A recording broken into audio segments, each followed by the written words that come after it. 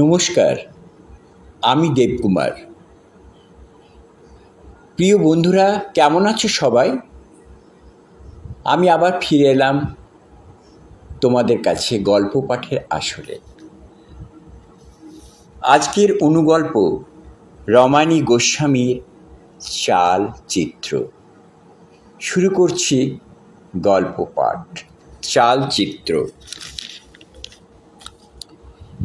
বিয়ের 40 বছর পর ইতুর সঙ্গে ট্রায়াল পিরিয়ডে সেপারেশনে থাকার মধ্যে যতখানি লজ্জা মিশে আছে তার চেয়েও বেশি বোধহয় সংকোচ।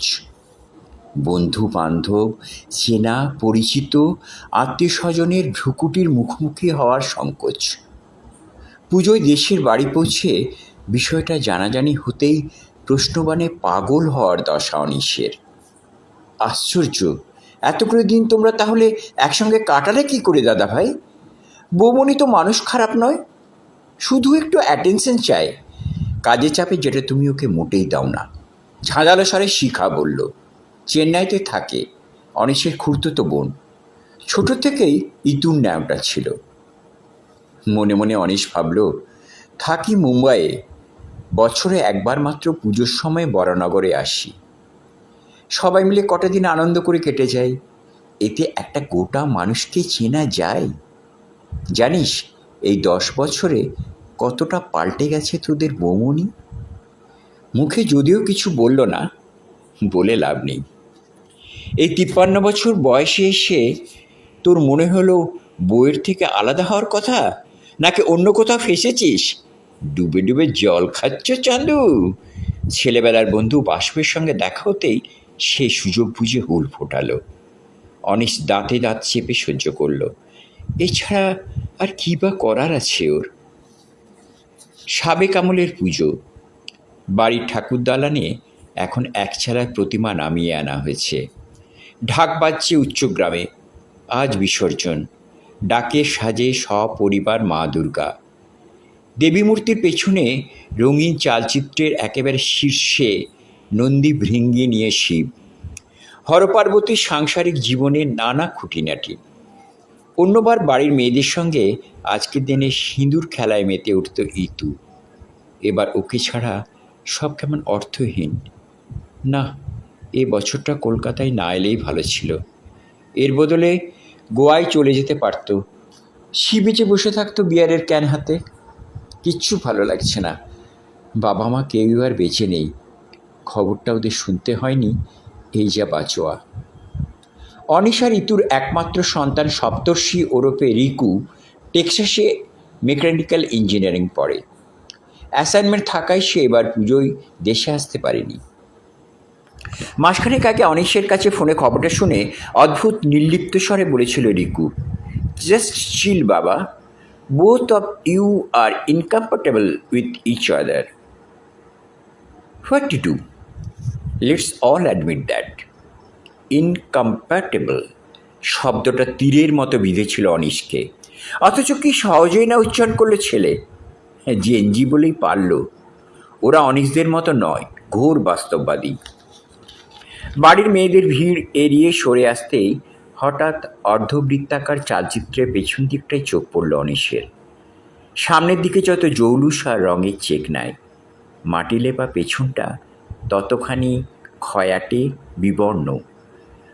অনেকটা যেন ওদের 24 বছরের দাম্পত্যের মতো, বাইরে থেকে চকচকে সাজানো গোছানো, কিন্তু ভেতরে ভেতরে ঘুণ ধরে গিয়ে।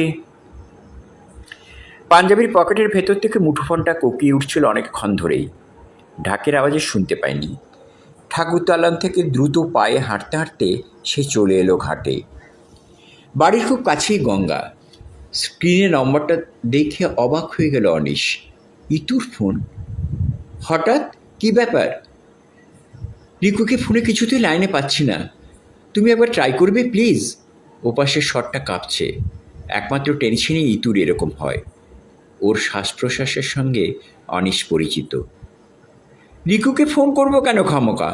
ওখানে তো রাত, ও হয়তো ঘুমোচ্ছে ওর অ্যাপার্টমেন্টে।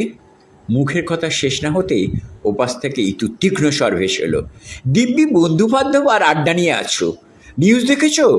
গত কয়েক ঘন্টার বৃষ্টিতে টেক্সাসের কি অবস্থা জানো? সেই তো, ছেলের চিন্তা একা আমারই। একটা কঠিন জবাব ঠোঁটের ডগায় চলে এসেছিল অনিশের। অনেক কষ্টে সে নিজেকে সংবরণ করল। অভিযোগ আর অভিযোগ, ইতু মানে অভিযোগের ডালি। গত 10 বছরে প্রতি মুহূর্তে ইতু বোঝানোর চেষ্টা করেছে যে একজন স্বামী ও বাবা হিসেবে অনিশ কতখানি অপদার্থ।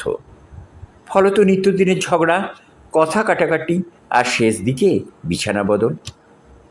সংসারে নিজেকে নিংড়ে দিয়েও নিজের যোগ্যতা প্রমাণ করতে পারেনি অনিশ। অবশ্য আজ আর তার প্রয়োজনও নেই।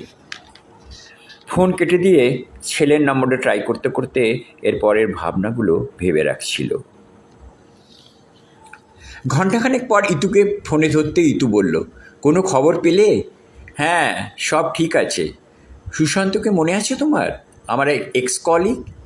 ওর এক বন্ধু কাছাকাছি থাকে, সে গিয়ে খোঁজ নিয়েছে। রিকুদের অ্যাপার্টমেন্ট অবধি জল ওঠেনি, কিন্তু সেফটির জন্য ওরা একটা লাইব্রেরি 3 তলায় গিয়ে উঠেছে। যথেষ্ট খাবার দাবার, জল, ওষুধপত্র সঙ্গে নিয়েই। ওর বন্ধুরাও আছে, সো ডোন্ট ওরি। তারে ফোনে পাচ্ছে না কেন রিকুকে? ইতুর গলাটা আর্তনাদের মতো শোনালো। ধমকের সুরে বলল অনিশ, সিগন্যাল নেই, পেলেই তোমাকে করবে। আমাদের ছেলে ঠিক আছে ইতু, বিলিভ মি। অনেক স্ট্রেস গেছে, এখন একটু চোখ বুজে থাকো তো প্লিজ। বহুদিন পর তোমার ছেলে না বলে আমাদের ছেলে বলতে পেরে অনিশের মনটা বেশ ফুরফুরে হয়ে গেল। আচ্ছা, তাই করি। তুমি সাবধানে থেকো, ওষুধগুলো সময় মতো খেও। ছাড়ছি কেমন? ওপাশে ইতুর স্বর এখন অনেকটা স্বাভাবিক। সেই স্বরে কি কিছুটা আবেগ? একটা মৃতপ্রায় সম্পর্কের জন্য? তাহলে কি আর একটু ভাবা দরকার? এত সহজে সব কিছু ফুরিয়ে যায় কখনো? সম্ভব? নিরঞ্জনের জন্য প্রতিমা ঘাটে আনা হয়েছে।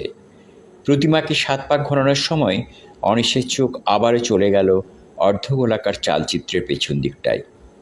উঁচু নিচু, এবড়ো খেবড়ো অংশে এখন গোধূলি রাঙা আলো সরাসরি গিয়ে পড়েছে।